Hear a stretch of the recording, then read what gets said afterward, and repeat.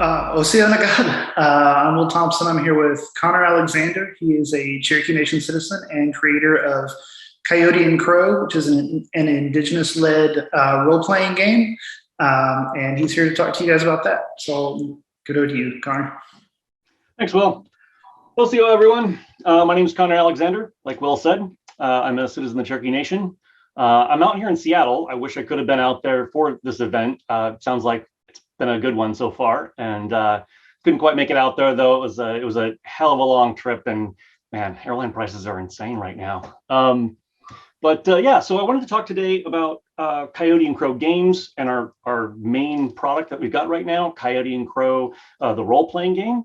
And while my name is certainly the top name on there, and I created it and I own it, it wouldn't be possible without all of the other amazing indigenous creative folks that I worked with, including Will. And yeah, I mean, we had over 50 folks involved total, and more than 25 of them were native folks from North America. And I'm really proud of the work they helped me do to bring this all together into the book that is Coyote Crow. I mean, it's almost 500 pages of some pretty amazing stuff.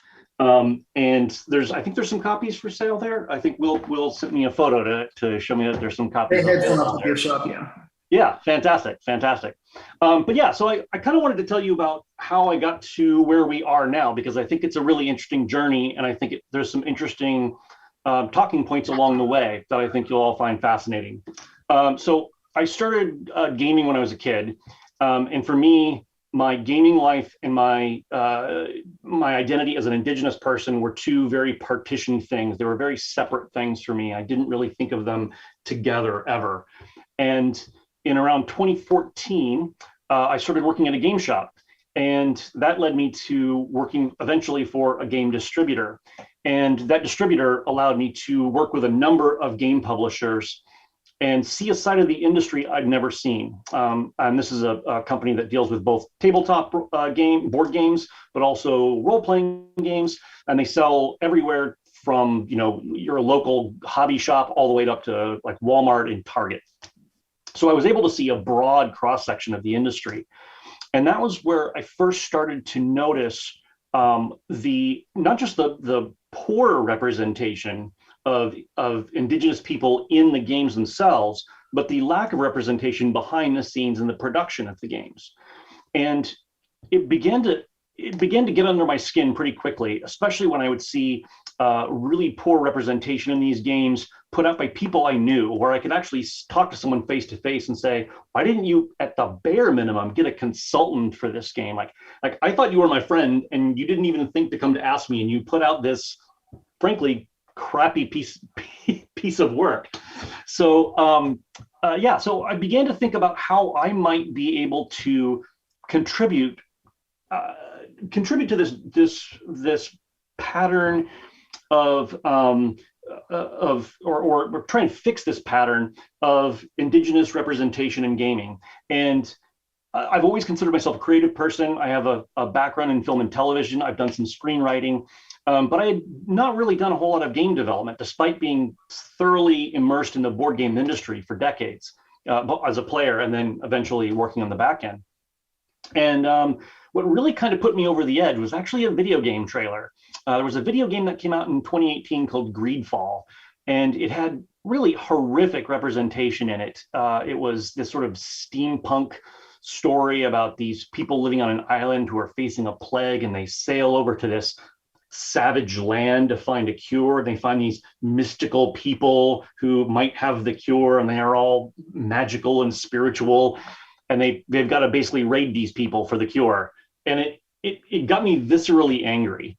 And I think at that point, I decided right then that I wanted to contribute something.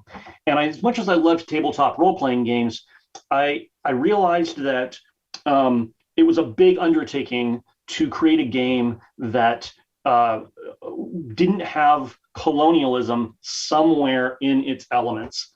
And there's been a number of games out there that have dealt, whether it's a historical reenactment board games or more role-playing style games that have dealt with things like the Revolutionary War, or the Old West. And frankly, I just didn't want to tell a game that had to tackle those colonial elements in it. It's exhausting, frankly. It's exhausting trying to shift that perspective away and away from colonialism in a way that isn't just re-traumatizing everybody who's playing the game, right? So I started thinking about, in what way could we tell a story that was fun and forward-thinking and modern that didn't involve colonialism? And the only thing I could come up with at that point was a story that involved an alternate future, one where colonialism never happened in the first place, that we never had to deal with European expansionism. And so that's where sort of Coyote and Crow, the seed for Coyote and Crow was born. And this was back in 2018. And so we developed this sort of alternate timeline where a climate event happened 700 years in the past, completely changes Earth's history. And now 700 years later, advanced civilizations have sprung up in North and South America. And my goal is, of course, beyond the core book, which focuses on the city of Cahokia and covers a little bit of North America. What I'd really like to see is expansion books and have writers from all over the Americas tell their stories of this alternate future. And our company motto is decolonize your gaming. And if you're sort of an eagle-eyed fan of the game, you'll see that on the back of the book, it says science fantasy role-playing in an uncolonized future. And I think the two phrases there, uncolonized and decolonized, are really important for me because, and they were very, very intentionally chosen. For me, decolonize your gaming is a statement that I'm trying to make to everybody in gaming. It's about examining all of the games that you play and looking at them from a different perspective. The most obvious example I can give, if you're into the hobby gaming scene at all, or even if you're not, I'll just go ahead and explain this. There's a term called 4X. A 4X game, if you're into the hobby scene, a 4X game is a pretty big subgenre of the game, and the X in the 4X stands for exploration, exploitation, extermination, and I forget the fourth. In any case, we'll call it exfoliation. How about that? Regardless, even if you just look at those three there, exploitation, extermination, expansion? I can't remember. I've lost track of all of them. Expansion. In any case, what's that? Will? Expansion, yeah. That was the other one. Yeah. Expansion was the fourth. So just that concept alone is, I think, a great example of how I want people to examine their gaming a little more closely. Going back to role-playing games, for example, with Dungeons and Dragons, it has its roots in miniature tabletop games, war game simulations, and by its very definition, it was competitive. It was set up where one is a winner and one is a loser. And so when you extrapolate that out to a tabletop role-playing game that's supposed to be a cooperative storytelling experience, you'll see that the game mechanics reflected in that are about gaining power, and going out and taking things from other people to gain that power. Your goal is to go out and collect gold and magic weapons and make yourself more powerful. And you do that primarily by raiding the tombs of the dead or other cultures' homes or other beings' homes. And you're primarily getting a lot of your experience from killing things. And so I think for me, decolonizing your gaming, my hope is that we're planting this seed within the gaming community that, whether you're native or not, you're hopefully examining the games that you play in a different way. I know that most of us have grown up at some point with Monopoly, and I would love to see a day where Monopoly doesn't exist. I'm firmly aware that Monopoly exists in our subculture, or in our culture rather, as a sort of monolithic game that we've all played, despite the original intentions of the developer who developed it as an anti-capitalist statement. It's this now shining beacon of capitalism, which to me is hilarious, because that, as a game, Monopoly is a very bad game. Like, I'm not going to knock anyone who enjoys Monopoly here, but I will say that as a game and its mechanics, it is not a very good one. There is so much luck involved, and there is so much negative player experience around the concept of, 2 hours into the game that you're going to lose, and you just have to slowly be whittled down by the rich person who has the best properties. And so for Coyote and Crow, as the sort of first game that we put out under our as a publisher, I wanted to create a cooperative storytelling game that gave a completely different message. The characters in this game, they go on adventures. They absolutely tell epic stories. But the goal here is not to gain treasure and murder people and exploit things, going back to the 4X. The goal is to tell epic stories. And in fact, there's a game mechanic in the game where you're expected to, as your character goes through these adventures, you're expected to craft these stories to be retold later. Your character is somebody who lives as a legend in the future. And I love the idea that hopefully people are playing this game and afterwards they're sitting around with their friends and retelling these stories. And to me, role-playing games are a perfect marriage with indigenous storytelling concepts. They're made for each other. And it's heartbreaking to me that it's taken until now for us to have a role-playing game centered around indigenous ideologies and indigenous cultures. But here we are. And I'm really proud to say that the game took off on Kickstarter last year, and we fulfilled our Kickstarter promises earlier this year. And the book is available now in game stores. And in fact, we're on our second campaign right now, which just launched on BackerKit. And that one is interesting because one of the biggest questions we got from both native players and non-native players was, what sorts of stories can we tell in this world? And where do we go once we have this core book and understand the rules? And it's easy, I think, for a lot of us, and I even noticed this amongst the indigenous writers that I worked with, is the first things you want to start telling stories about are maybe some of the mythologies and the iconic legends within your particular culture. You want to fall back on those because they're fun, and also because they're really underrepresented in mythology. I mean, how many more stories about dragons can we have out there, right? And so I want to see our versions of dragons, right? I want to see Tena and some of the other great stuff that we have out there across North America, some of the stuff that really isn't told very often. But I didn't want to be limited to that. I didn't want this to become a monster of the week game where we simply ape indigenous cultures for a particular myth or legend and repackage that as a bite-sized story for non-indigenous folks. I wanted to impart something a little broader than that. So I encouraged the writers that I worked with on this new project called Stories of the Freelands. The Freelands are a geographical area in the middle of North America in our game that are not really bound by any national borders or anything. They're sort of a free, open area. So Stories of the Freelands are stories that are centered in that geographical area. And I asked my writers, I just said, let's come up with some other stuff. I said, let's do some mysteries and let's do some political intrigue. And I'm blown away by the breadth of tales that people came up with. I've got one writer, Rihanna Elliott. She came up with a great story about an arranged marriage and the forces that are trying to stop the arranged marriage as the bride's party and the groom's party are attempting to meet for the wedding. And your characters are attempting to make sure that the wedding goes off, but of course there's complications.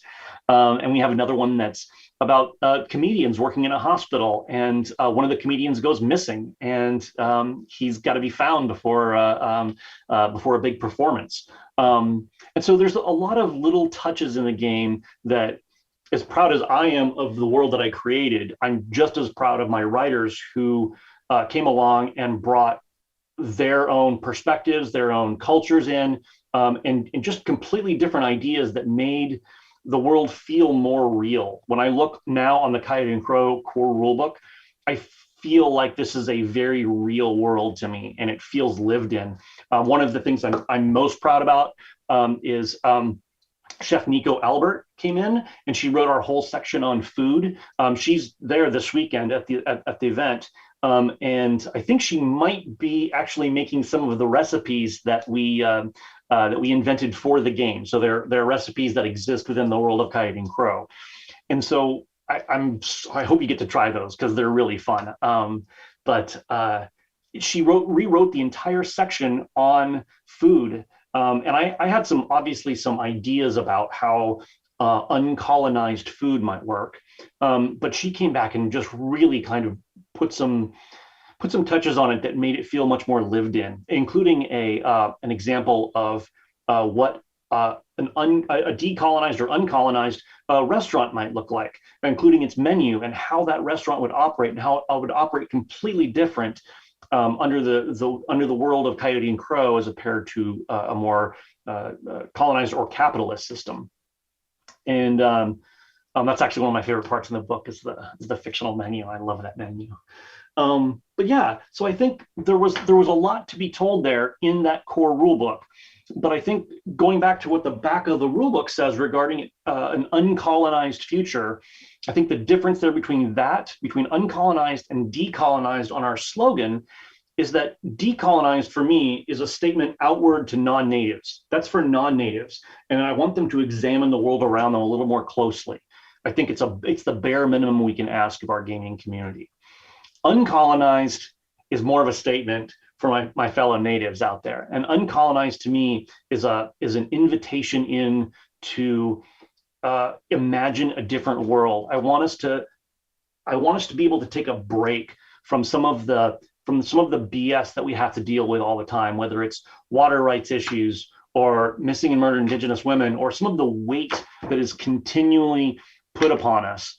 I wanted to give us an outlet, and even if it's to examine those issues, an outlet that didn't center around colonial trauma at all. And so I think for me, an uncolonized future is one that we rarely get to think about because it's literally surrounding us all the time. So with the success of Coyote and Crow, though, it's given me another opportunity that I'm really excited about. So beyond the role-playing game, I decided that there was enough momentum there and enough enthusiasm that I wanted to publish more than just the role-playing game. So one of the things that's on our new backer kit campaign is NACC. And NACC translates to coyote in our in-game fictional language called Chahi. And it's a very simple push your luck dice game. One of the reasons I went with a simple push your luck dice game, and this is only a $20 game where you just roll dice and try to get a best score, and you write down your score. It's very reminiscent of games like Yahtzee. But one of the reasons I developed that game is that role-playing games have a really high barrier to both entry as far as cost, and then entry as far as learning curve. And I know with a lot of Native folks who are not involved in gaming, if you're not familiar with hobby gaming, a lot of the games you're going to fall back on are either traditional indigenous games on the one hand, or whatever's at your local Walmart on the other, which is going to be the monopolies of the world. And so I think what I wanted to do is sort of try to bridge that gap and say, look, there are better answers out there. And there are ways to bring you into the modern gaming fold that are respectful, that are representative, that are cultural touchstones, that things we can relate to, and that aren't just about continually, going after the gold or killing the enemy. So we've got two other games that we're working on right now that are probably going to be out next year that are I'm really proud of. I'm not quite ready to announce the details on that yet, but yeah, I'm really excited because Will is going to be teaching giving a seminar rather on character creation for Coyote and Crow, and then tomorrow we are going to have a panel of some of the other writers from Coyote and Crow who are going to be all speaking. Great group of folks. So that's me. All right. Well, I'll tell you what. Let's just open the door for questions. If questions come in, that's great, and I'll go ahead and answer your questions as we go. In the meantime, I'm going to kind of go through Coyote and Crow a little bit, just to cover a little more detail on the game, and we can go from there. So the alternate history starts 700 years in the past, and it starts with a climate event that we don't specifically describe in the book in detail, partially because we wanted to leave it open into interpretation, but partially because it took place 700 years in the past. And we open with some in-game fiction where a grandfather is telling a granddaughter the story of Coyote and Crow, and this is sort of the tale about why the game is called Coyote and Crow. So the tale is about the Great Spirit creator coming to Crow and saying that this horrible event is going to happen, and that the creator is going to be absent for a while. And in the absence, that she wants to give Crow some gifts to give to people.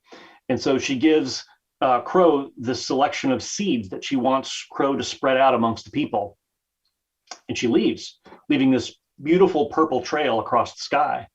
And after that, Coyote, who had been hiding in a log, comes out and says he wants to help Crow because this time is of the essence, and it's important that these seeds be spread out to everyone.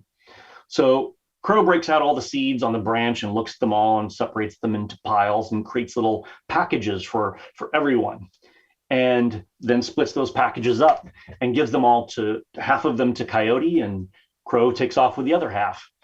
But Coyote, of course, being Coyote, wants to have some fun with this. So Coyote stops once Crow's gone and spreads out all the seeds. And they'd previously been all divvied up with one of each seed in each little packet. Well, Coyote thinks it'd be more fun if one person got all of one kind of seed and another person got all a different kind of seed. So he rearranges all of the seed packages and then bundles them up and then runs them off. And eventually they all meet back there. Coyote gets back first and waits for Crow. And then eventually Crow comes back and says, oh, well, what took you so long? And eventually Crow figures out that Coyote's gotten up to his mischief. But of course, Crow was well aware of Coyote's mentality and what Coyote might do. So Crow had taken the most important seed, this very special purple seed, and had spread it out into the clouds rather than deliver it to one people, so that this special seed would rain down on everyone and that everybody could share in the most important gift, the purple gift. And in the game, in terms of the game, how that works is that purple mark is called the Adenati, and it starts showing up on people as sort of a birthmark within a couple hundred years of the event. And again, for this game, I really thought it was important that we create a space where both science and spirituality can live together comfortably, that we don't need to define whether something is magical or hard science. I've never been a fan of stories that drew hard lines there. And so for me, the Adenati is better left undefined. But in any case, it starts showing up on all plant life, all animals, all people. And over the course of hundreds of years, as humans develop, they learn to cultivate this mark. And they pull out its essence from various animals. And by infusing it with people, these people are able to gain certain abilities. Your characters in the game, they go through what's called choosing your path. So it might be path of the bison or path of the eagle. And in game terms, your character gets a little bit of a stat bonus, and then also gets an ability that's related to that. And the abilities are somewhat superhuman, but we didn't want to turn people into superheroes either. This was not about creating characters who fly around or shoot lasers from their eyes. The idea was to create something more subtle. So, for example, we have abilities like Coyote's Gaze, which is a rather controversial ability in the game. Coyote's Gaze is a form of hyper charm, where you can influence the others and sort of control their behavior somewhat. And in game terms, that's really controversial because you are removing consent from other players. So from a society point of view, a lot of folks look down on that ability.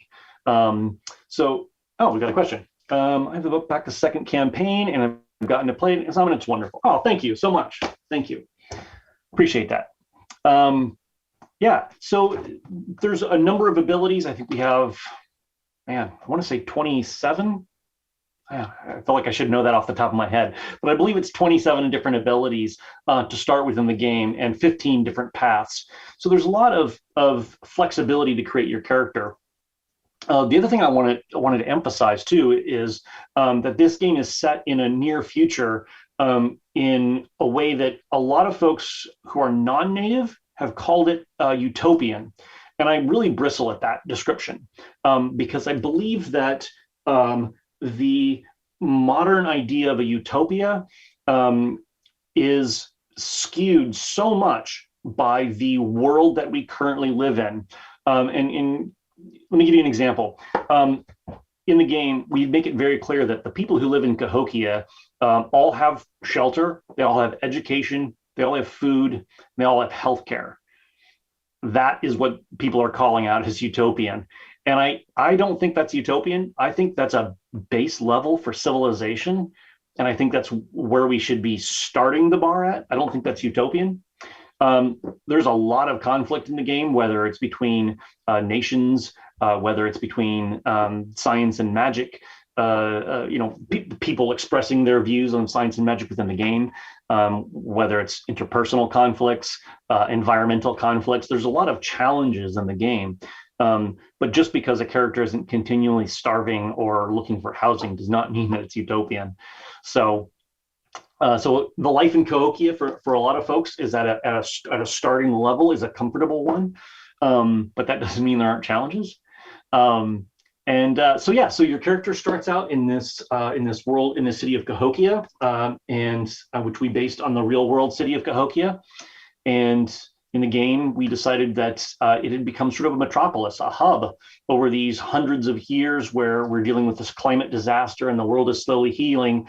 It made sense to have a place where people could come to trade and people could have easy access by multiple river routes to come in and work and trade with each other. And over the course of 700 years, Cahokia expands and becomes this sort of metropolis, multicultural metropolis, where there are hundreds of tribes represented in the city. And so when you build your character out, you've got a lot of options. Non-natives can build a character who does not have a real world tribal background. That was important to us. And we have very clear direction in the game that non-natives can play this in a way where they're not aping or taking from any real world culture.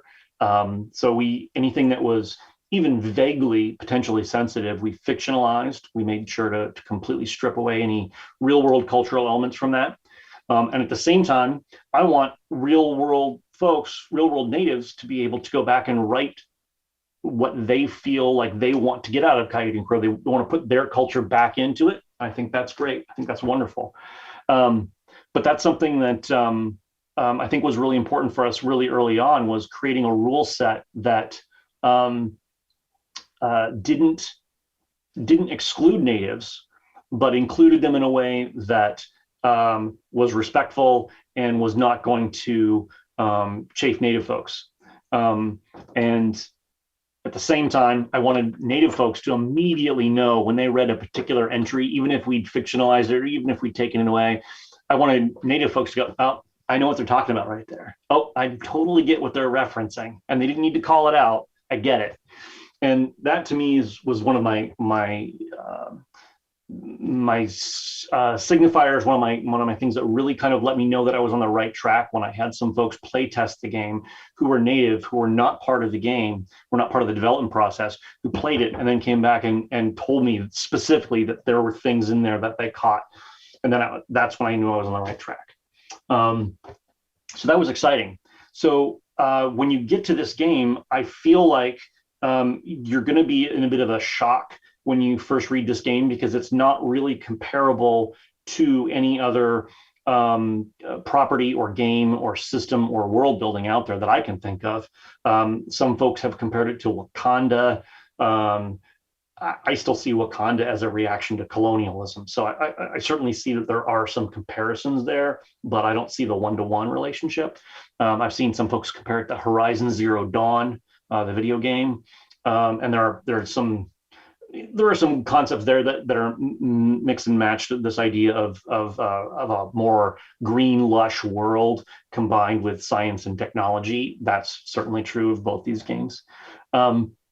But really, if you're talking about a world where you've got advanced technology and advanced civilizations and cultures that don't have colonialism, that are living in our world that's balanced, that's not being stripped of its natural resources, that's not being torn apart by out of control capitalism.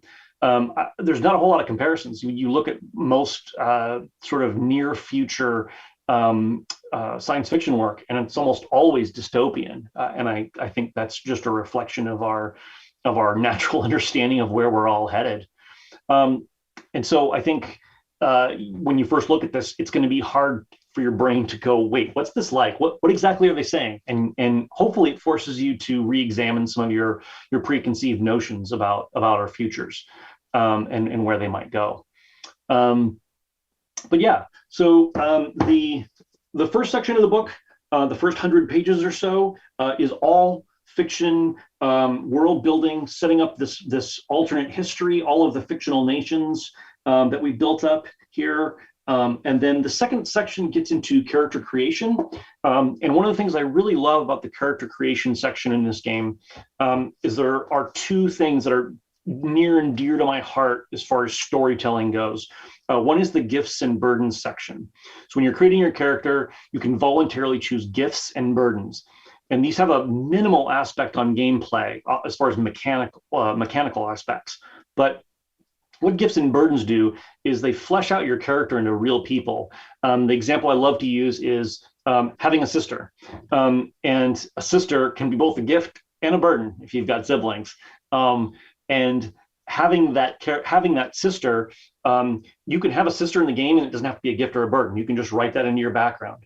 But if you'd like a little bit of a mechanical effect, let's say your sister is an engineer. You could have your sister be an engineer, and that's a benefit to you if your character needed something mechanical fixed or created. So that would be a gift. Or maybe she's younger and continually needs looking after and is continually pulling on your skirt.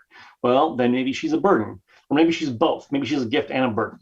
Either way, there's a chance for you to craft a character that feels a little more fleshed out and a whole than just a list of their physical stats and what equipment they're carrying, which to me is frankly some of the most boring parts of RPGs is simply a block of stats combined with a block of your equipment. And the other aspect, and this is where gifts and burdens tie in, is the way we treat experience or leveling up. And we call that the legendary experience system. So every time you reach a certain point at the end of a story, you're going to gain a legendary rank. And this is the idea of like how many stories of your character are being told out there. So once you've completed this legendary rank, you as a player will sit down and write out what happened to your character to get to the end of this story. It'll be from your perspective, and each player will do the same thing. Each player is going to have their own perspective on how that story played out. And you can write it out as a poem, you can write it out as a song, you can do it as a short story, any way you want. It does not matter. Whatever is comfortable for you to do it. And then the next time you all get together to play the game, you can all share your stories about how you got to this point, and then you're going to go up one legendary rank, which does give you a small mechanical bonus going up a legendary rank. But what I really like is going back to gifts and burdens on this, is when you go up a legendary rank, you actually gain a burden. And I've had a lot of folks, and I'm going to say this, a lot of non-native folks complain to me about this aspect of the game. The idea that going up in a legendary rank somehow gives you a drawback, a burden, seems antithetical to the way most video games or most board games are treated these days.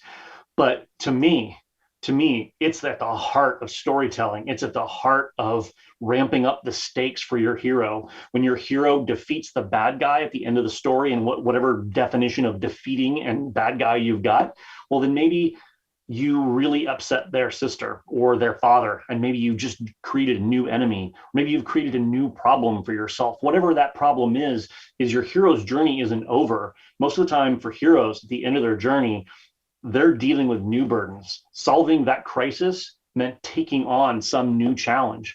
And so I love the idea that solving problems creates new ones, and that it gives your hero a reason to move forward and move to the next step and to continue on. So I love that about the gifts and burdens and the legendary setup. It looks like we might have a question. Oh, yeah.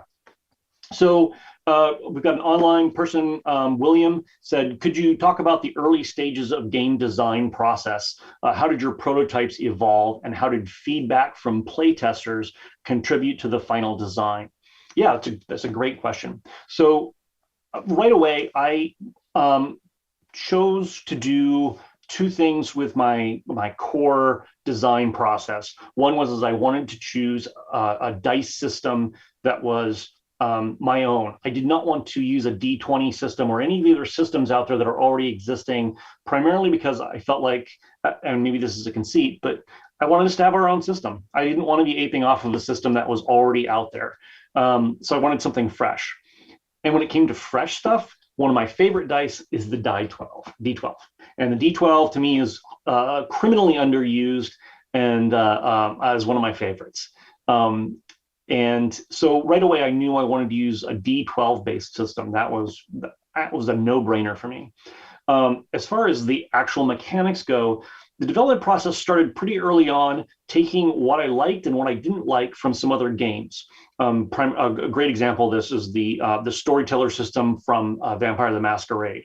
I loved the idea of creating a dice pool. So you get a collection of dice, and rather than a binary success or fail, you lose, you win kind of roll, what you get with a lot of games where you just roll, and if you get a higher than number, then you succeed, and a lower than number, you fail. I wanted more of a degree of storytelling possibilities and more gray area. So by creating a dice pool system where you've got a handful of dice being rolled, you can create a system where you've got 0 successes or 2 successes or 4 successes, and you have a gray area there to play with storytelling wise. So that was early on. I knew that was the system that I wanted. But primarily from there, the rest of my design process was, how do I create a system and a game and a world where the players have to look at the rule book as little as possible? Now, that might seem funny from somebody who ended up with a 500-page book, but my goal here was that once a person understands the rules of Coyote Crow and they're comfortable with the rule system, I did not want folks to have to stop and reference charts in the book. I really don't want that. To me, the heart of storytelling is keeping the game flow going. So my prime rule was always, how do I keep the game moving? So while there are a lot of opportunities for game mechanics on the character sheet, what I really wanted was always keep the game moving. And that's what drove all of my playtesting. In fact, my personal playtesting was the first wave, and then I handed it off to other folks to playtest so that we could get some isolated feedback. And I think right from the start, it was, did you have to stop to look up something in the book? And if you did, there was a problem. Not necessarily a broken rule, but it was worth it to take note. Hey, we had to stop the storytelling right there.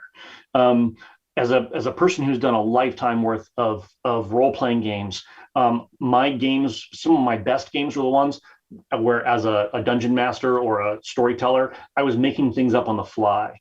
And what I wanted for this game was for storytellers who are running the game to feel empowered to just go, yeah, that works. Yeah, that doesn't. And let's just make this happen over here. Because those games where you have to stop and argue over a +1 or a +2 or whether or not something qualified under a specific chart, to me just felt too slow, too bogged down. And the other thing that really played into that was the concept of miniatures. And I had a lot of folks really want to, and I feel bad because I know there's a lot of folks out there that love the idea of having a map on a table with a grid on it and a bunch of painted miniatures. I totally get that. But I didn't want this game to be any system where you had to pull out rulers and start measuring distances on a map. To me, that just, it broke the spirit of the game a little bit.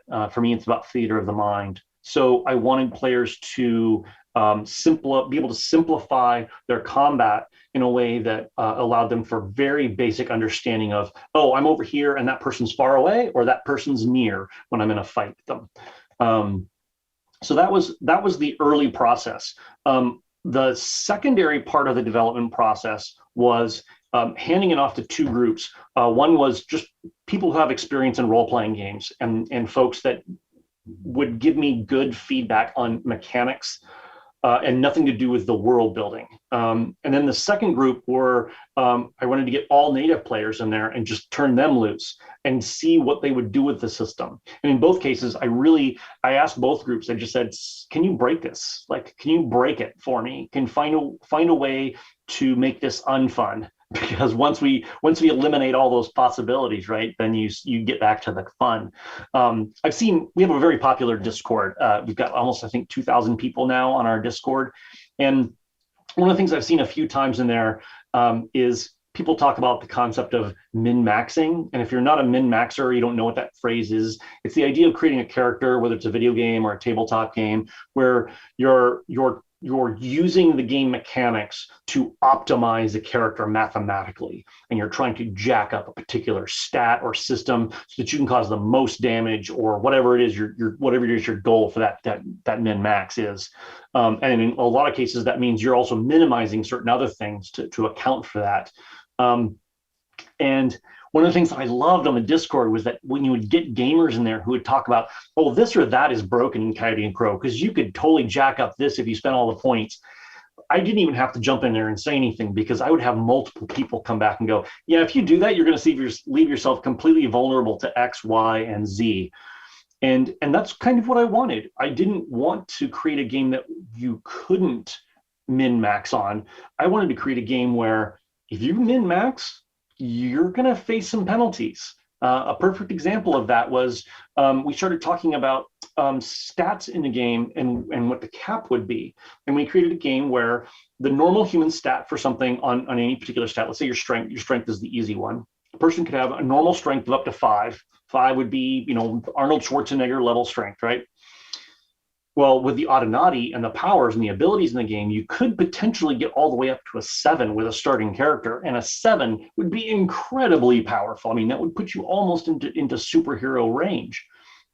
So one of the things we did right away was I thought, well, what would be the impact of a person who had that ability? Like, what's the realistic impact? And so I said that for every level above 5, you had to take a burden, and going back to gifts and burdens, you take a burden of infamy. People are going to know you when you're walking around. You're not going to have any chance for anonymity, because you're going to be 250 pounds of jacked up muscle all over the place, and it's going to completely affect your life, as it should, right? Like if you're inhumanly strong, it's going to affect how people look at you, how they behave around you, and you're going to feel that impact. So I think that the benefit that I got, the interesting benefit that I got from those two testing groups was, one is I became less afraid to start putting indigenous concepts in to the game. I think when I started, I was playing it very safe, because I think, as a lot of you will know out there, there can be certainly crabs in a bucket, but there can also be situations where there are folks out there that don't want you to succeed, and for whatever reason, they're not interested in your success. And when I began to realize that I was putting stuff in there and it was getting a good response, I began to sort of open my imagination floodgates a little bit, knowing that I had a good group of writers and playtesters around me who would call me on anything. They would check me on it. And that really boiled down to like trusting my writing team after a while, was that they were really good folks. I'm so excited for you all to speak to my writing panel tomorrow, because I really lucked out when I got these folks on board. They have such a broad range of experience and cultural backgrounds to pull from, that they were really good at checking me and empowering me, not just calling me, but like ramping up my ideas. And that felt really good when I hit that sort of synchronicity with them. But the other feedback that I got, interestingly, from the more RPG focused folks, it came in the details. And a lot of those details had to do with the fact that, like, I think role-playing games have evolved a lot in the last 20 years. And I stopped playing new role-playing games probably 10 years ago. And so like a lot of the game systems that I was really familiar with, whether it was D&D or Vampire the Masquerade or Cyberpunk or all these other games that I've played over the years, they're older systems modeled on older ideas. And so they were really good at helping me strip out charts. Like they were like, I told them, I was like, I want as few charts in this game as possible. And wherever we could, we started going, how can we convey this same information without creating a table that people have to refer to? And that's where they were really good at finding ways around that. So yeah, hopefully that answers your question, William. I always feel like I'm going on too long on questions, but yeah, so but that brings me to the last part of the book, the last section of the book. So the book's broken down into 4 sections. The last section of the book is a rather thick one compared to some books, and it's a section entirely for story guides. So story guides are what we call story guides in the game. It's the equivalent of storytellers or dungeon masters or story guides. So we call them story guides. And it was important for me because I realized that a lot of folks who might be playing this game, or at least the folks I'm hoping are be playing this game, have never played a role-playing game before. So they didn't have the background of D&D that I did growing up. You know, I've been playing D&D since I was 11. So I really wanted to sort of treat this game not just as a new world, but as an introduction to role-playing in general. So I really tried to create a cushion and come at it as though you have no idea what a role-playing game is and you've never touched one before. So the story guide section in this game is pretty thick compared to a lot of other core books in the same world, same kind of game. It really breaks down what a saga is, what a session is, how to create a character, how to get your group together, talking about consent and permissions at the table and how to make sure that everybody's comfortable at the table, and then you're not crossing any like personal boundaries or getting into any sensitive topics, and how to craft an exciting adventure, and how to interact with the rules and your players in a way that's going to create a fun environment at the table. That was really important for me too. And we ended that section with a section in the book called Icons and Legends. And that's where we had added in, fictional human characters, animals, and then also getting into some of the myths and legends. And for some of those, we pulled from real indigenous mythology and fictionalized them when necessary. And others we created just whole cloth. We said, what sort of monsters or spirits or beings would live in this world, and how could we make them really fun and inspire storytelling? They're not built there to necessarily be an opponent. They're not written out as your character is just going to fight this opponent. Instead, they're meant to go, what sort of stories could we build around these beings? Why are these beings doing what they're doing? What are their goals? And how do we mesh our characters' stories with these goals? So yeah, I'm excited because for our expansions, I really want to focus on geographical expansions. We center the book on Cahokia, and we broadly cover some very like a page or two. We cover the Pacific Northwest and the Southwest and Mesoamerica and the Southeast, all these areas. But what I really want going forward is to gather writers together from each of these areas and have them put together expansions for each of these fictional nations and start putting together much more detailed icons and legends sections from there. There's a lot of stuff we couldn't get to in the core book. I think we have 25 or 30 entries, and there's a lot more that can be told in that space. And so that's where I'm headed with as far as the role-playing game goes. But yeah, any other questions? I think we're actually coming close to an hour, and I feel like I've rambled on about the game a lot, but I guess that's the point, isn't it? All right. Okay. Well, I guess I'll go ahead and wrap it up here then. Will, did you have anything you wanted to add? I think you did a great job. It's really exciting. And again, the second campaign is on BackerKit right now, and definitely come check that out. You can get the original book there as well. Yes. It's great stuff. We've got 10 stories playable with Coyote and Crow. We've got 10 stories from 10 different indigenous authors paired up with 10 different artists. Plus, you can get in all the stuff that you missed if you missed it the first time around. You can also get a copy of our new dice game NACC. If we get the stories are digital. But if we hit a certain marker coming up soon, or a stretch goal, we're going to be able to do a physical print run. So that's what we're hoping for, is being able to do a physical print run. I'd love to be able to get some of these books out. Also, to any of my crowd out there that are educators or work in the libraries, we have a massive amount of copies that are set aside as donations. If you go to our website, coyoteandcrow.net, and you go to resources, there's a page there for donations.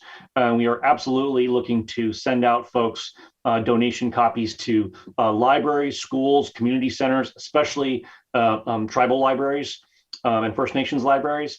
And right now we've got credits enough built up to ship to anywhere in the US or Canada for free. So please, and those are free of charge. We're looking to get those books out to some folks who normally couldn't afford a $70 book and want to play. So yeah, thanks so much for your time, everyone.